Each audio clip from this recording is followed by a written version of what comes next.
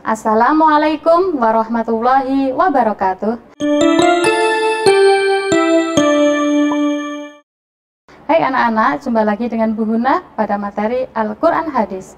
Anak-anak, tahukah kalian ini gambar apa?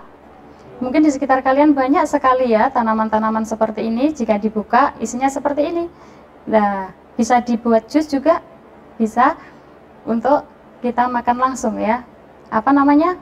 Iya, namanya adalah buah tin. Sekarang pada pelajaran kedua ini kita akan belajar tentang surat At-Tin ayat 1 sampai ke 8. Anak-anak, setelah pembelajaran nanti kalian diharapkan mampu untuk membaca dan menghafalkan surat At-Tin dengan lancar dan benar. Dan kedua, memahami isi kandungannya surat At-Tin dengan baik. Baiklah anak-anak, sekarang kita akan belajar membaca surat At-Tin. Ada yang sudah hafal? Ayo kita baca bersama-sama ya. Dimulai dari ta'awud, basmalah, ayat per ayat. Ingat anak-anak, silahkan kalian pahami dulu artinya, panjang pendeknya, dan lain sebagainya sebelum kalian menghafalkan surat At-Tin. A'udzu billahi minasyaitonir rajim. Bismillahirrahmanirrahim.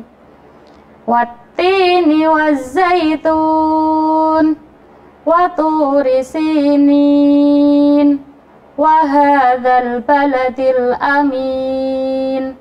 Laqad khalaqnal insana fi ahsani taqwim.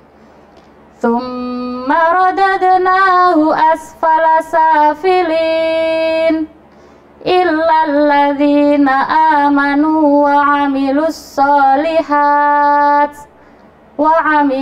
solihati falahum ajrun ghairu mamnun fama yukadzibuka ba'du biddin. Alaihissallahu biahkamil hakimin. Shadaqallahul azim. Baiklah anak-anak, untuk mengetahui arti dari surat At-Tin, maka kita lihat dulu pecahan arti mufradat dari surat At-Tin.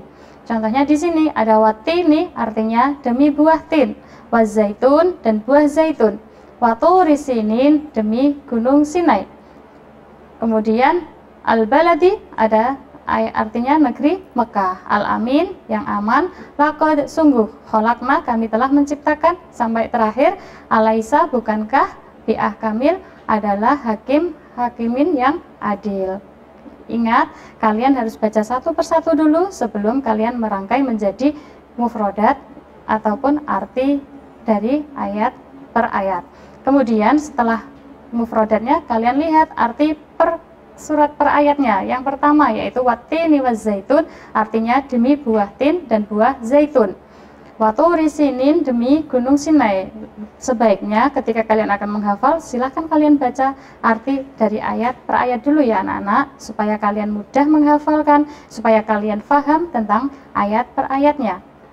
Kemudian setelah kita ayat per ayat, maka kita melihat terjemahan secara keseluruhan. Contohnya di sini yaitu ayat pertama artinya demi buah tin dan buah zaitun. Di sini Allah bersumpah ya, demi buah tin dan demi buah zaitun, dua kali sumpah. Yang pertama buah tin, kedua buah zaitun. Dan ayat kedua ini juga masih sama, Allah bersumpah demi gunung Sinai. Kemudian ayat yang ketiga sumpah Allah, yaitu demi negeri Mekah yang aman ini. Kenapa negeri Mekah dinamakan aman? Karena penduduk-penduduk Mekah itu kalau di dalam kota Mekah selalu merasa aman, baik dari zaman jahiliyah sampai zaman Islam seperti sekarang ini, selalu saja mereka merasa aman karena berada di negeri Mekah. Kemudian selanjutnya, sungguh kami telah menciptakan manusia dengan sebaik-baiknya. Di sini Allah menekankan kepada manusia bahwa Allah telah menciptakan manusia dengan sebaik-baiknya, baik bentuknya, baik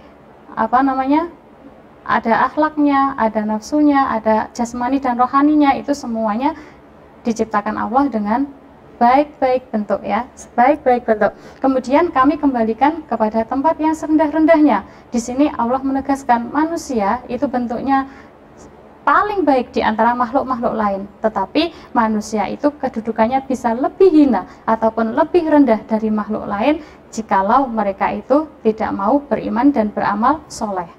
Di sini ditegaskan, kecuali orang-orang yang beriman dan mengerjakan kebajikan, maka mereka akan mendapatkan pahala yang tidak ada putus-putusnya. Ini anak-anak, ketika kalian ingin mulia, maka kuncinya adalah yang pertama, kalian harus beriman. Yang kedua, kalian harus mengerjakan kebaikan-kebaikan ataupun amal soleh, sehingga kalian akan mendapatkan pahala yang tidak ada putus-putusnya sampai kalian nanti meninggal dunia ataupun di akhirat, kita juga masih akan mendapatkan pahala. Kemudian di sini, maka apa yang menyebabkan mereka itu mendustakanmu, gitu ya. Ya, ini Allah menjelaskan bahwa manusia itu diciptakan sebaik-baik bentuk. Banyak sekali bukti-bukti yang menerangkan bahwa kelak akan ada hari pembalasan, akan ada hari pertanggungjawaban atas amal-amal manusia ketika di dunia. Tetapi sekian banyak bukti yang diberikan Allah kepada manusia, masih saja ada orang yang masih mendustakan Allah, ya, mendustakan agama. Kemudian, bukankah Allah hakim yang adil? Di sini Allah tegaskan, siapa yang mendustakan agama, siapa yang tidak mau beramal soleh, beriman kepada Allah, maka Allah lah hakim yang paling adil. Di sini ditegaskan mereka akan mendapatkan balasan yang setimpal kelak di akhirat. Itu ya anak-anak, sekilas tentang isi kandungan surat At-Tin.